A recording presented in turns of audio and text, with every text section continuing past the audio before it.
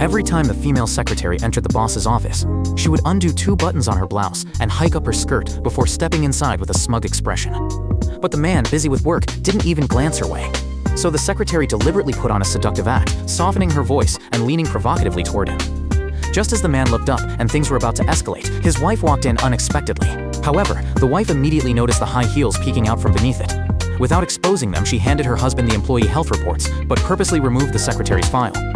Earlier, before entering, the wife had accidentally discovered that the secretary was HIV positive. She intended to inform her husband, but outside the office door, she overheard him and the secretary exchanging intimate words.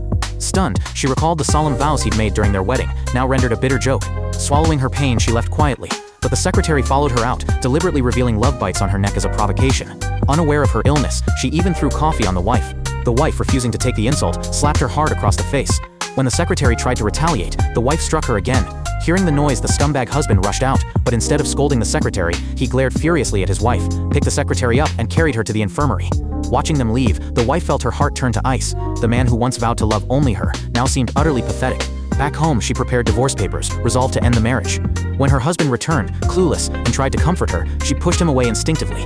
Thinking she was still upset about the incident, he claimed he and the secretary were just colleagues. He even mentioned it was their anniversary and promised to stay home with her. But as soon as he finished speaking, he received a call from the secretary. Seeing his anxious expression, the wife felt her heart sink completely. She immediately handed him a document to sign before leaving.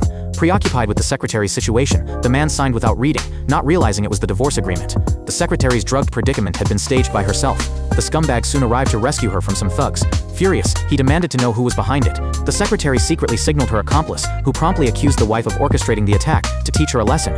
Barely containing his rage, the man took the secretary to a hotel to rest. There, using the effects of the drug as an excuse, she persuaded him to be her antidote. They spent a night of shameless passion together. The next morning, the man returned home without a trace of guilt. Instead, he turned the tables, accusing his wife of being vicious and calculating. When she responded coldly, he grabbed her by the throat, calling her a heartless monster. Just then, he got another call. The secretary claimed she wasn't feeling well. Before leaving, he warned his wife not to cause more trouble. As soon as he left, the secretary sent the wife an intimate photo from their night together. Looking at it, the wife felt certain her husband had contracted HIV. Now the 30-day divorce cooling-off period had passed, and the wife officially received her divorce certificate.